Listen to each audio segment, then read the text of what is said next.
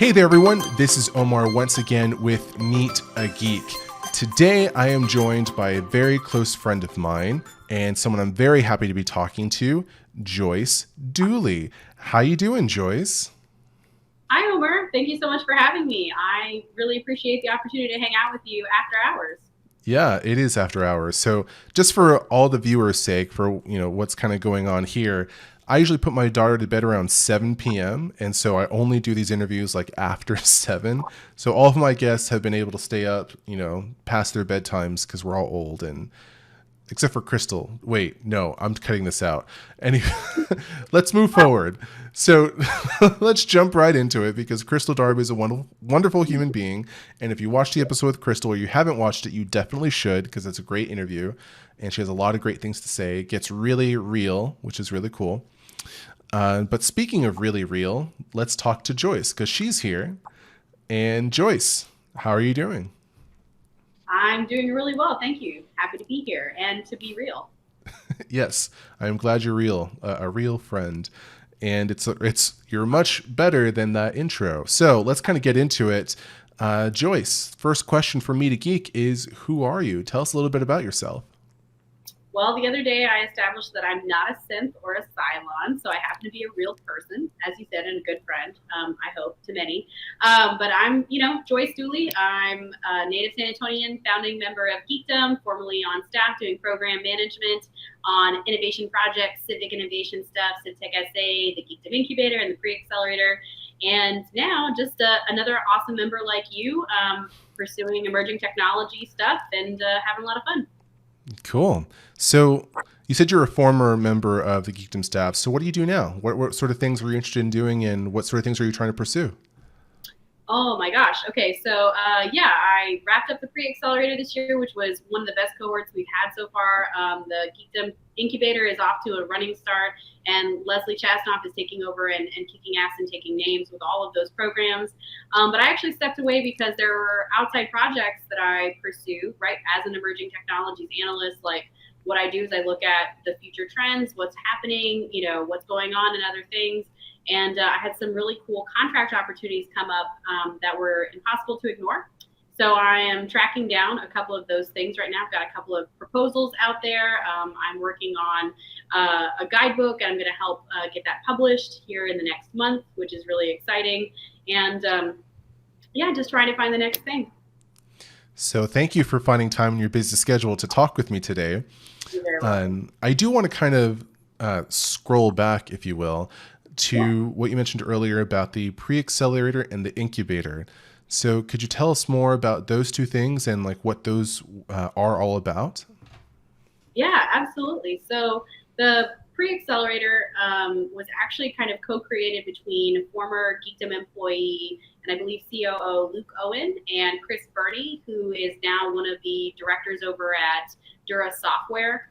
And that's a 6-week boot camp designed to help startup founders either scale their companies or prepare for future investment. And Luke and Chris stood it up in 2018, and I took it over in 2019 and managed it for 2020. And we just had our demo day on the 18th. You can find that on the YouTube channel for Geekdom or the Facebook channel. We had companies like Allison's, Buzu Trading Cards, Cyber Warrior Network. We had Evo Security. We had Closet Melody. We also had My Coffee Pass and 10-4 Golf in this cohort. And that was really amazing. 6 weeks of intense like speaker sessions back to back, Thursday evenings with mentors. We had so many fantastic mentors come in and guide these startups. And then we did a partnership with White Cloud Drones since we couldn't use the Aztec this year due to COVID-19. Right. Did pre-recorded presentations and then did a big old to-do on the 18th this year as well. And all of those companies did a fantastic job. It was the most diverse portfolio we'd had so far, and it was really special to get to do that with them, particularly because of the pandemic. And then the Geekdom Incubator actually kind of came out of some of the ideas of the CivTechSa program from 2018. And that was a really cool opportunity I got to do on behalf of Geekdom in the city of San Antonio, where I got to create a 12-month part-time program designed around full-time workers and or full-time students who wanted to pursue entrepreneurial ideas in civic innovation projects. So we have 3 teams in the 2020 cohort, and I helped move that process through ideation to presenting to a couple of different committees to get it approved by city council, to get grant funds, to sponsor up to 6 teams over the next 2 years. And I'm incredibly thankful to know the teams with Spotify, Polis, and Solovago. That is a lot. And I'm sure you have a lot of takeaways from all these different programs that you've been a part of. I mean, not just the Pre-accelerator, but from the incubator as well as CivTechSa. I mean, these are all 3 unique programs that San Antonio really hasn't seen before. Like, these are sort of things that are relatively new. I mean, before Geekdom came out with something called the Pre-accelerator, I had never heard of that before. It just seemed like the things that you do before you put your foot on the gas pedal. That's the Pre-accelerator, I suppose. Yeah. But I'd love to learn some of the takeaways that you had on really running the show on those and being like the behind the scenes leader and running those programs. What are some things that you've learned from each of them that you'd like to share? I've learned a lot, and it really does require a team effort to make these kinds of things happen because they're so public, Right. because they're so visible, and because they do require buy-in from everybody involved. You really have to make sure that all of the stakeholders really see the value and get something out of it. And so managing expectations from participants to mentors to advisors to potential city departments, like you really have to get great at collaboration. And that was a really awesome thing I got to really experience and to deploy firsthand. Some of the takeaways that I have, and kind of why I got into the CivTechSa program and why I ended up doing stuff for the incubators, because, some of the things that I specialize in as an emerging technologies analyst is, the concept of smart cities and what that looks like from a public-private partnership perspective, right? So you're balancing what is important to either a municipality or a government structure, as well as like education partners, industry partners, participants, etc. And the takeaway is really all about like framing out the scope of what you want to have achieved. Like, what is it that you're looking to accomplish? And getting the right people in the room to help set the framework so that everyone can be successful. Because what you find is that some of the biggest barriers is that there are people who have really big, beautiful ideas, and we know we need to make this happen. We have the ability to get it up and out the door. We did it. But if you love the sound effects. Keep those going, please. Keep those going. Here to help you out, man. Yeah. But if you don't have people in the room who really understand like what it takes to execute on the ideas, you can have a discrepancy. And so finding the sweet spot, which I think we have, right? Like San Antonio in general, in terms of other major cities in Texas, has gotten really fantastic about growing locally and really partnering at the local level. Yeah. Because we have to. And so, and Geekdom being a great hub and a great mechanism for these things to participate, like it just made the most sense. So when other cities look at CivTechSa, which is an internationally recognized award-winning program, Mm-hmm. that other cities want to model after, they really want to know what the playbook is. But if they haven't figured out, like in the community or whatever city they're trying to deploy it in, if they haven't figured out how to work cohesively together at the local level, inviting people in is very difficult, right? I see. So you Yeah. have too many things going back and forth. San Antonio has created a really fantastic platform because we specialize in like partnerships across, our communities, and Geekdom being the mechanism for that, it made it very easy to just have things kind of snap into place. Sure. And so takeaways, one, we have a super vibrant pool of talent. We have people who are incredibly caring and intentional about what they want to be doing for their communities, for their businesses, for their employees. We have talented people as well with like amazing technology, that are willing to invest the time on brand new programs like the incubator teams who rode with me from October 2018, from conception to launch in February 2020 in the midst of a pandemic, to stay on and continue to move forward through the 2020 cohort, just are phenomenal people who believed in what they were doing, believed in Geekdom, believed in the city, and trusted us enough to help them make this a reality. Some of the other takeaways too is just that it's freaking cool as hell to be in San Antonio building the market. Like, there's tons of competition in other places that are more activated. There's tons of money coming in, or there's industry support. And San Antonio is in this really unique position to build whatever it is that they want, the frameworks that they want for the growing, opportunities or the rise in population that's coming in.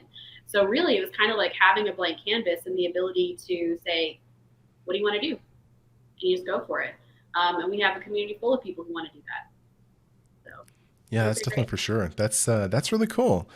I mean, I also grew up here in San Antonio, and growing up, you kind of get a sense that San Antonio is a big city in terms of land mass or in terms of just land size, but there wasn't really a central hub like there is now, right? So before, like, downtown was still like downtown, but then you had like these relatively large companies there, and people didn't really collaborate with each other. There was a lot of separation. You have different pockets around San Antonio that has different focuses. Like, you had Data Point that was all about tech. You have the medical center. You have the Army base. You have the Air Force base. There wasn't really a lot of collaboration and communication to these different silos. I mean, because growing up, I always felt like San Antonio was a very siloed city. But I think with a lot of the effort to focus and to socialize different ideas across silos, across boundaries, having a place like Geekdom, being in downtown, really does provide us that opportunity to have those conversations, to have those discussions on ideas, to have those serendipitous meetings where people can meet each other, they can learn from each other, and they can do something together. Like a lot of the people who have gone through that pre-accelerator that you participated in, that you led, which I think is really great. Yeah, no, I mean, so, they say on average that an ecosystem takes about 20 years to build. And Geekdom has been at the forefront of helping San Antonio shape this ecosystem that we have in technology that is available, in the private sector, right? So right.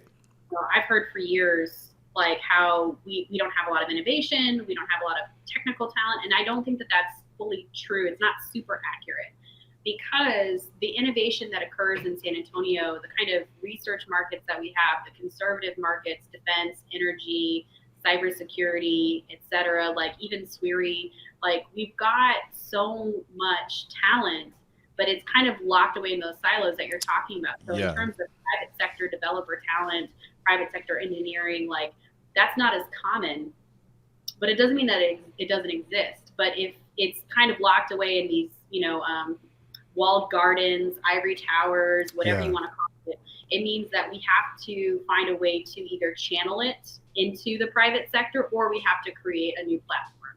And Geekdom has been helping the downtown tech sector create that new platform for the last 9 years. Come this month, like later this month, it'll be 9 years since it was created, which is crazy to think that I've spent almost a third of my life hanging out with you people and then getting to work on. What do you mean, you people?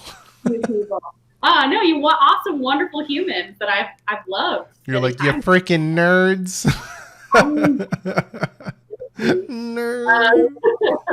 Yeah, but like it takes almost 20 years to have an ecosystem, so we're almost halfway there, where we're really starting to get past that activation stage and really starting to scale these kinds of programs and these kinds of relationships in a way that makes sense for other people to see the value of what we're doing and be able to plug in.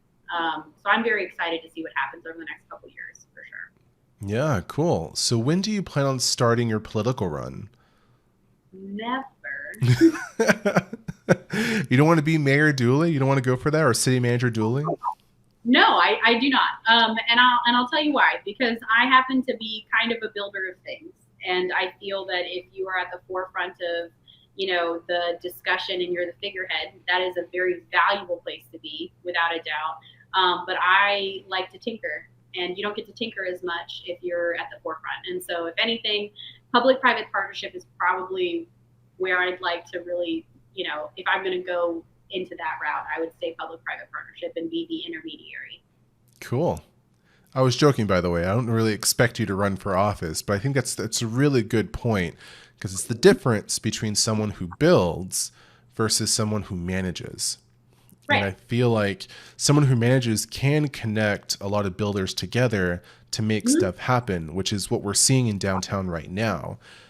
You have city management talking with people in the private sector who see this opportunity and are taking advantage of that opportunity, and they are connecting other builders together to continue to build that ecosystem. So yeah, that makes total sense to me. Like, you are a tinkerer, you are a builder, and like these things, like the pre-accelerator, the incubator, CivTechSa, like these are all extensions of things you've already done in the past, right? Because you ran a nonprofit as well before you came into Geekdom. No, that's true. So, I mean, I still run. I'm the CEO You and still run founder it. of the Smart Texas Alliance, which is my nonprofit. So when I stepped away from working for James Bremen Associates, I focused on smart state initiatives in Texas. And some of that has to do with like really cool, interesting concepts on like theories of smart decline and smart cities, blah, blah, blah. But either way, I was doing the work for the Smart Texas Alliance almost a full year before I had the opportunity to be considered for the CivTechSa program on staff at Geek. And the fundamental things that I was working towards with a holistic vision of Texas is something that was being executed in a framework that Dax Moreno and Kate Kinnison created with the CivTechSa program. And so I didn't have to ideate on that. Like, when I came in, I was basically able to execute on the plan that they set in place, and did, which was really amazing. And I'm so glad I had the chance to do that. And it had a lot of things that like resonated with me on that. And I firmly believe that, you know, the difference between a lot of the things that are happening in our world in this industrial revolution, the fourth industrial revolution, as we're going to call it, or it is called. You heard it here, folks. We're calling it the fourth industrial revolution. No, not here. I mean, it's an industry term. No, I know. Lay claim to Industry 5.0. Oh boy. I was like, one yet? I don't know that we should talk about the fifth one until we make it on the other side. But basically, you know, I'm already on the seventh one. What are you talking about? Yeah, it's great. Yeah. You always want to be a cut above, right? You always want to be on the edge. Yeah, you don't want to just plus one. You want to plus two. That's how you do it. That's how you win. Remember. Yeah, and someone's like, plus infinity, and you're like, can never beat that. That's basically what it is. But so this fourth industrial revolution and you know, the combination of the digital and the physical, and connecting all the things and having these optimized streams of data and like what you're going to get out of it across almost every layer of our lives, the quantified self, the quantified city, quantified nation, whatever you want to get there. It's really about the differences between like access and availability, right? Is information available? Is it accessible? Can people apply it? Can you do these things? And the CivTechSa model is brilliant in how it kind of opens the channels for people who were previously unable to make those connections, you know, actually do work that can be rapidly applied and have amazing city impact. You know, and we've seen successes come from the CivTechSa residency, just the impact that people have had, you know, even in the collegiate programs that we had run. You know, we had several people who participated in 2018 who have come back to mentor teams who are working on those projects in 2019, 2020. We have pretty phenomenal founders and entrepreneurs and thinkers really being able to create solutions for our city, and then be able to collaborate with the city or Geekdom or, you know, other partners in the community and make it happen in a way that they hadn't been able to do before. And that kind of stuff is really fascinating to me. And so being able to take what my passion, my vision was for Texas and be able to give to San Antonio this way, you know, like if CivTechSa is, I mean, it's my love letter to San Antonio and my time on the Geekdom staff working on internal programs like the Pre-accelerator and others and creating the incubators is my love letter to Geekdom. So it was very awesome to get to do that. Yeah, definitely. And I do want to ask you about, you know, the things that you're passionate about, the things that you're working on. But I want to get these two other questions out of the way because I think they're pretty obvious. But there is another thing that I do want to mention before I start getting into that, and that's this idea of builders again, because I kind of want to kind of explore that a little bit more. So it's not enough that you have a lot of people with good ideas. That they like, I want to start this company, or I want to build this product, or I want to provide this service, I want to solve this problem. What you really need is a person or people a level above that, right? You need people who will be able to connect those people to those resources. You need those people to be empowered. The people who provide those resources, you need them to be in the positions where they are empowered and they have access to all of these different individuals. So kind of like the genius of it, of having that sort of concentration in downtown, and something I've really appreciated. At first, I didn't really like it, but then as I've kind of grown in this community and grown in this ecosystem, and that's really what it is. It's an ecosystem because everything is working together as a system. You need to have that focus and that center point. You have to have that nexus where you have the people with the ideas, with the desire, with the energy, with the gumption to do something. And then you'll have the people who are the connectors and the ones that are the builders. They're the ones who are like the support class, if you will. If I use a gamer term, please forgive me.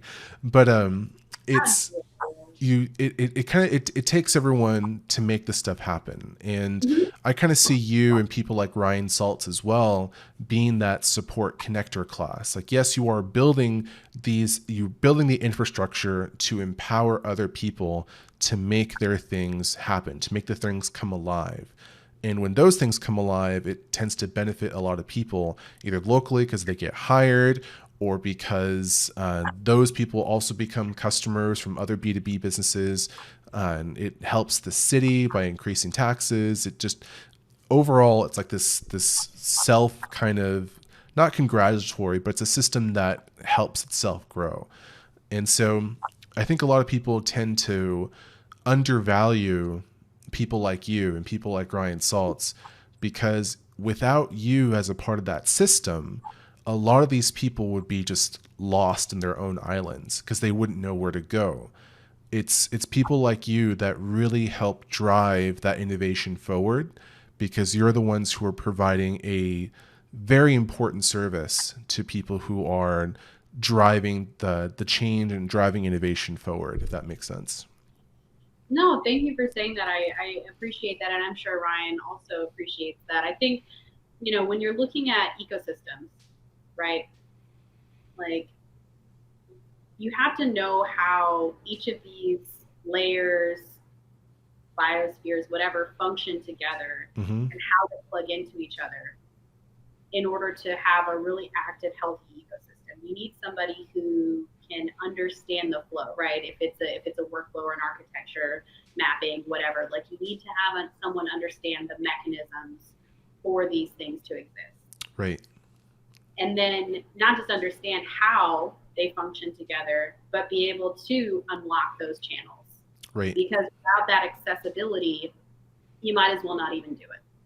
Yeah. And if you're building it from a foundational layer too, like, you really need somebody who understands how to build something the right way. Because what you'll find in construction, which you'll find in almost anything, is that if your foundational layer is wonky, the rest of it is also going to be wonky. Yeah. And when it scale, all of your problems then just like are super transparent and they go awry. Yep. And it can be really difficult to unwork all of that, right? And get back to that foundational piece to go in and diagnose it and fix it, and to do it right the first time. And I'm just very fortunate that I had the ability to come in and to do something like that for our community at that scale. It's been amazing. And I'm sure Ryan is the same. Yeah, most definitely. And I'm very grateful for you and Ryan in that you were in the positions. You had the power that you needed to get stuff off the ground and to get stuff going. Because I know for a lot of people, especially everyone that's gone through the pre-accelerator, right? I'm sure that they understand and they appreciate the effort that you've put in to make that stuff happen, because you are helping them build their companies, their dreams. You're helping those people get paid. You're helping their staff grow. You're helping their customers get problems solved. Just it's a snowball effect is the way that's the word I was trying to look for, is a snowball effect. But you have to be that first helper. You have to be that first connector to really start that snowball that snowball going down the hill. Yeah, no. And destroying the village. I mean, sometimes snowballs go awry and turn into avalanches, right? I mean, it kind of depends about where they're rolling and how they're gaining traction, I guess. Joyce, you've killed millions. I mean, it was worth it. No, but seriously. Jeez. As an analyst, right, that really is passionate about, sustainable growth, right? Like, what does long-term sustainability look like? And economic models that really serve where they're at. I think with the pandemic too, it really highlighted or exacerbated the issues that are already there in so many things that we've just either convinced ourselves work, or they work well enough to where no one has to pay attention to it. But now what we're finding is that they really don't. And, in order to get to the next level for everything, we're going to have to really rethink a lot of our approach. Right. And something that, I got my start in technology, and I got my start as a professional post-college in consulting and enterprise level consulting. What you find is that as a consultant, you're really kind of a therapist for people, and you're being invited to look at, their hopes and their dreams and their scariest problems, and you're helping them really peel apart all the layers, and it's painful. And they don't always get good news. And that can be kind of difficult as a consultant to help people, because they're not always ready to receive the bad news or the good news, depending on what it is. Sometimes they're not ready for the good news either.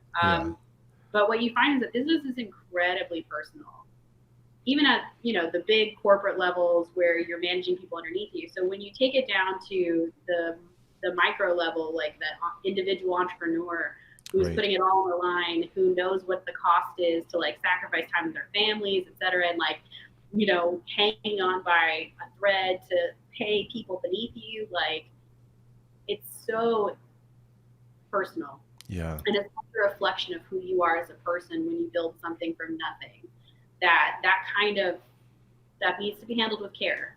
And that's not to say that you have to sink all of your resources into something that is not ultimately viable, but it's just that when you're building programs for people who are in those positions, you really need to be intentional about what you're building, because they're never going to get to that scale if they don't have the right support and the right buy-in and the right appreciation for what it costs them, because it costs them quite a bit.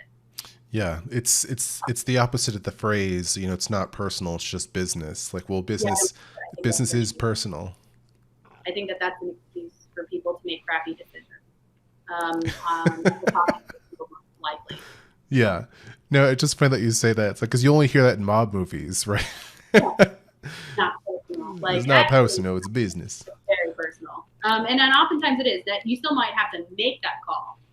That's not to say that every decision business owners make is a great one. Oftentimes it's not, but it kind of puts the responsibility of the choice on other people or on the situation and not on what's happening. But sometimes it's very personal. Yeah. So quick question. So you and I met each other via Geekdom, right? We did. So what originally brought you over to Geekdom? How did you become a member initially? Yeah, so fun fact. My fantastically awesome, wonderful ex-husband, Patrick Deuley, actually was going out for the Techstars Accelerator program that was, going through its initial San Antonio cohort right before Geekdom opened its doors publicly. Mm-hmm. And unfortunately, he and his business partners did not make it into that cohort, but continued to work on their idea. And he and Nick Longo helped launch Geekdom back in 2011, 2012 to the public. That's right, because he was the one who originally wrote the application, the membership application, the membership portal. If I remember correctly, he wrote that in a weekend, and it was buggy AF. But you have to remember, right, at the time, because even before you worked there, Geekdom didn't have all the resources. No, yeah, they didn't. It was Patrick, and he was putting, he was staying at Geekdom like super late into the evening, like putting all of those old tables with the red legs, the white and Yep. black IKEA tables, like he was Mm-hmm. putting all of those together. He was there launching all this stuff. He was facilitating classes. He was bringing people into the community. He really has quite a lot of history. And he officed, right next door to Roughneck Graphics, Yep. I remember those guys. right next to Alan Weinkrantz. Yep. He shared an office with Nathan Roach and James Brem. And Mm-hmm. I was in college at the time, getting a degree in English, and Pat and I were engaged. And he was like, "Hey, you know what? Like my office mate, he's looking for a researcher." So I went in and I talked to James for like 20 minutes one day, and a week later I had a job, and I ended up getting into research for a consulting firm, Compass Intelligence, that James worked at, that was spinning up an arm into the machine-to-machine communications industry, which is now, the Internet of Things. And Cool. I did, yeah, while I was in college. And before that, I was always interested in Geekdom. Like I saw, at the time, my partner who was super invested in it, who was captivated by, what this was promising, and he was very excited about it. And then, I ended up working for James at Compass Intelligence for a year while I was going to school. And then I finished my degree and I graduated, and I was waiting to get into the business intelligence department at Rackspace. And I had joined the San Antonio Pi Ladies chapter group and was taking some Python classes. Cool. Um, in 2014, when I ended up getting hired by James in his new company that he launched called James Bremen Associates. And so I helped him, build that company over a couple of years before I branched out on my own to do the Smart Texas Alliance. But Geekdom has always been, in terms of my adult life, a facet of, community, of technology, of collaboration, of something that, especially in the beginning, it really captivated a lot of people's imaginations on what could happen in San Antonio. And for nerds and technologists who felt like there wasn't a community for them, it was so amazing for it to suddenly be here. Yeah. And, we have workshops and events and stuff now, but like it used to be all like grassroots stuff, including that little patch garden that turned into, another project that somebody else was taking over and managing. But I remember putting together the initial pallets in 104-degree weather with like 7 people one summer, when it was still a patch of dirt by the parking lot that nobody cared about. Yeah. Right next to CityNap, right? Yeah, right next to CityNap in that very sketch parking lot. Mm-hmm. But yeah, like it was just that 11th floor, and it was really amazing. And so Geekdom, I would not get a chance to do any of the things that I do if Geekdom did not exist, because I never thought I'd get into technology, and it completely transformed my life. And so I very much was honored to get a chance to give back to this community that had given me so much. Yeah, I'm very much in the same boat as you, in that if it were not for Geekdom, I would not be in the place that I am today. I would not be working where I'm working. I would not have learned how to code. I would not have had the network and the friends that I've made. It has made a significant impact on my life, like enormous, completely life-changing. And I don't think a lot of people know that either about you or about me, but like that story isn't always told, right? It's like, they all talk about like, this is the place where you go and you make your dream come true. You meet your team, you accomplish your dream or whatever. But I think that the real story of the place is just how it affects just individuals who don't necessarily have a dream or have an idea or know where they're going, and they find an opportunity and they roll with it and they just go for it.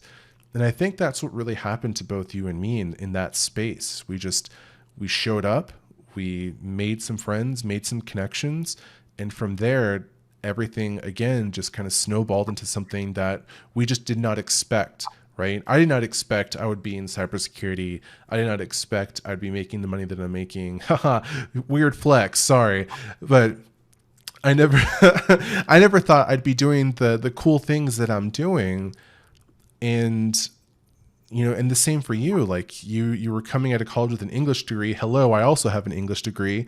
And we have very different paths that we took, Mhm. but it all kind of it all goes back to that one floor or the two floors when I was there in the Weston Center, and now it's in the Ram building with multiple floors. So Yeah. it's really amazing, I'm so glad that this Meet a Geek thing does exist, like, because I want to hear more stories about how people going to that space have been able to have their lives changed because of it. Not just because, like, hey, I started a company and my company got sold and I'm so happy about that. Like, that's cool. But, like, what Yeah. about you as an individual? Like, what was your growth as an individual? Where did you expect to see yourself? What were your expectations going in? And then what happened afterwards? Like, those are really important stories that I think they need to be highlighted a little bit more. I wish someone would do that. I wish someone would start a YouTube series called Meet a Geek and do that. Sheesh. I think it's only, but people are so busy these days, Omar, and like with the pandemic too, like it's just almost unreasonable to expect that anybody would take the time. Yeah, it's But to unfortunate. go into what you're saying really quickly, like, I think that people who come to Geekdom, and I've gone to other co-working spaces, and they're all very hungry to figure out how to build a community like ours. And so much of the pillars in which we got involved, like you have to be helpful.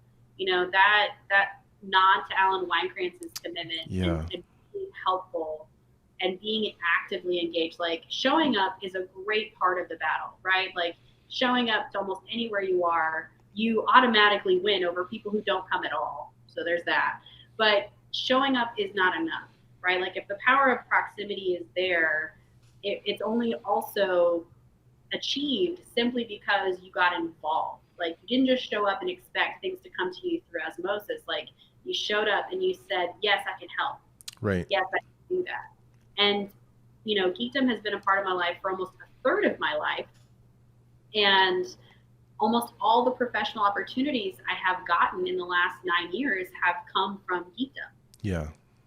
And it's simply because I've run into people in the hallway and we started a conversation and they said, oh, well, this is going on. I was like, oh, well, this could be awesome. Like, what about me? Or, hey, actually, you know what, you should go talk to so-and-so. And then it kind of has that snowball effect like you're talking about, or that ripple effect.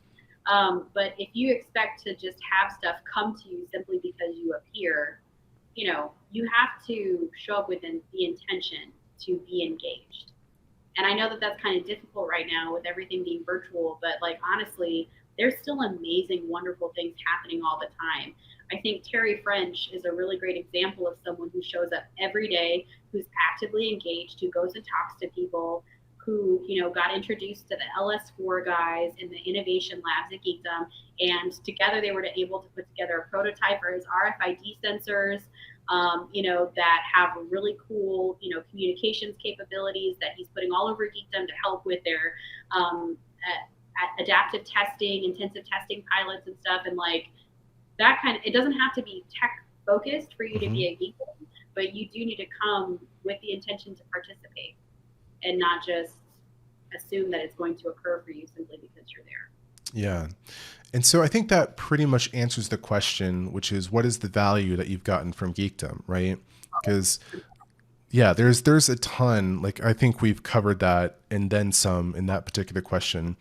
But let's talk about what problems keep you up at night. What are some things that you're really passionate about now that you're pursuing and you are thinking a lot more about?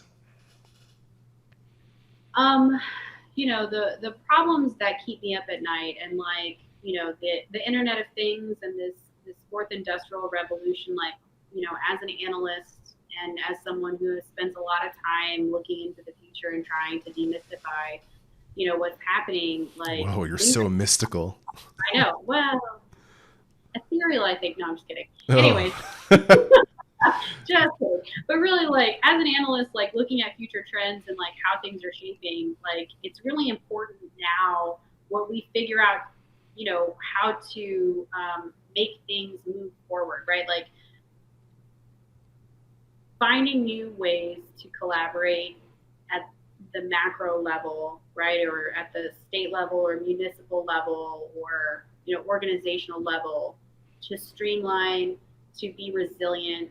I think, there's a phrase out there that I'm not sure that I fully agree with, but it's this anti-fragile concept of, how do you be resilient? I see. How do you prepare for resiliency? How do you plan for disaster? How do you create future-proof solutions? And that's kind of difficult because, nobody knows what the future really holds until you get there. Right. But it's kind of like when really successful startup companies, get to that unicorn status is because of their ability to scale really well. Like, how do you build scalability into your platform, especially when you're just figuring it out? Mm-hmm. And that comes from partnering or collaborating with people who are more in the know than you are, right? To help you inform how you build that foundation. And I think we're in a really unique position to build a launch pad moving forward. And so I think about how my body of work at Geekdom speaks to my intention to build sustainable, scalable, economic, and technology models moving forward. And so I want to continue that vein. And so how do I make sure that I'm upholding all that? Because if we can unlock that access and how do we make things accessible and for communities as well as for companies? Because we want to make sure that we can have as many people join us in the future. Like, I don't want to be like someone who knows what's going on and then say, see you later, suckers. And then, like, bye. Because I could do that. I mean, a lot of people do it all the time. And it's not to disparage anybody, right? Like, they see something and they're like, yes, I want to hitch my horse to that wagon. I'm going to go. But I think so much of our community has really shaped my perspective on I don't want to go if that means that I can't take you with me. Right. Cool. All right. So we are running a little bit low on time, but I do want to ask another few questions if you don't mind. So what would be a way that someone could give back to the community at Geekdom? Because I know we talked a little bit about this earlier and like we've kind of danced around that, and I feel like we've answered the question. Some of the answers that you kind of gave were, show up and be ready to participate, be able to be there and be open to the opportunity, say, yes, I can help whenever someone asks for help. But any other ways that a person within the community can be like, I show up, I'm looking for ways to help. What would you tell them? I would say, honestly, warm introductions to people that could be beneficial for parties involved without being asked. So one of the hardest things, or one of the big questions that people get is like networking and like, how do I maximize this? How do I do this well? And honestly, it really helps when you have somebody to serve as that intermediary, right? And so what I mean by to do it without being asked is if you see what's happening or activating in this community on the Slack channels, people like somebody today said that they had this new thing that they were going out to teach students how to be conscious of cybersecurity and how to interact, safely in a digital environment, right? From teens, tweens, and whatever. That's cool. In our Slack channels, right, in our community, like you see the people's names that are posted there. Between that and proximity and the Geekdom staff, like if you're looking for someone, you can find their contact information. You can send them a DM and ask for their email. Like, be a connector of people, because much like you talked about, like people don't know what they don't know, and they don't know that they should get somewhere unless somebody tells them that it exists and that this is a possibility. And so if you're waiting for someone to say, hey, can you help me? One, you might be waiting a while. And two, they might not even know to even ask you. That you might be the person standing between them and the thing that they need to achieve. Right. And so, as we're being in this community together, if you see somebody who's doing something amazing, or you hear of them being awesome, and you think about it and you're like, oh, you know what? I know of other people who are doing awesome things that might connect. Like, let me just go ahead and do it. Just do it, because that can be transformative, like we talked about, for other people, and just not even realize what that means. Yeah, that's a great piece of advice. Be a connector and do the warm transfer, because warm transfers make a big difference. I feel like here you should talk, but like to provide context and support, because people not always remember who you are and what you do, but they might go, oh, you know what, Omar told me that one time that you're amazing. Remind me why. And that gives somebody total license to show up and to be amazing. Yeah. And to follow Or be a complete disappointment. They had the opportunity to be amazing and they chose to be disappointed. That's the ticket. Yeah, the opportunity. Yeah, entirely different. Yeah. To show up like half drunk and be like, I came here because Joyce said I was cool and you were cool, so we should be cool together. You can totally do that on a bar. We're adults. I'm not your parent. Wasn't the best idea, but I'm not your boss. No, you're not. Nope. Anyway, I haven't mentioned David Jones in this entire episode, and I feel like I have to mention him in every episode because he is legendary. And well, I've tried not to mention him as well. Fun fact, he'd hate this, so you should definitely talk about it a little bit. But David Jones and I are incredible buddies. It's not what he hates. I hate being friends with Joyce. No, David Jones and I are quite good friends, and so much so that my wonderful eccentric mother, who has a farm, ended up naming one of her goats after David Jones, and so he has been memorialized, not just as Long Live the Geek, but also as a goat. Oh my gosh. David Jones is the greatest of all time, ladies and gentlemen. You heard it here first. David Jones is a goat. All time. He is. Figuratively and literally, he is.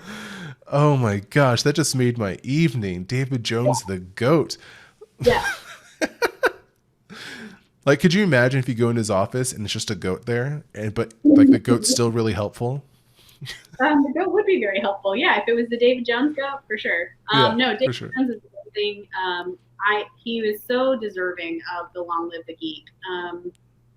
He has been a phenomenal friend to me, and professionally and otherwise. Like, he really is an amazing human, and we're very fortunate to have him in our community. And he is one of those people who is incredibly authentic, but also very intentional with his time. I don't think I've ever felt like he has thought or that I've been dismissed or that anybody who has come to him have been rebuffed. Time to assist people and to see people for who they are and the value that they bring. And it's evident, especially in the Students Plus Startups program, where he kind of gets to go and do that matching with potential interns to come into his company. And he has such a knack for finding amazing people.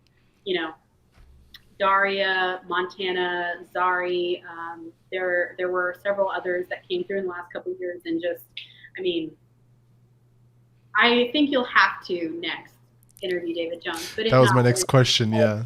Yeah, there's a whole raft of people like Terry French, for sure, the LS4 guys. So Robert and Peter, they don't get nearly enough attention and love, and they work on some phenomenal projects. Donovan Becker.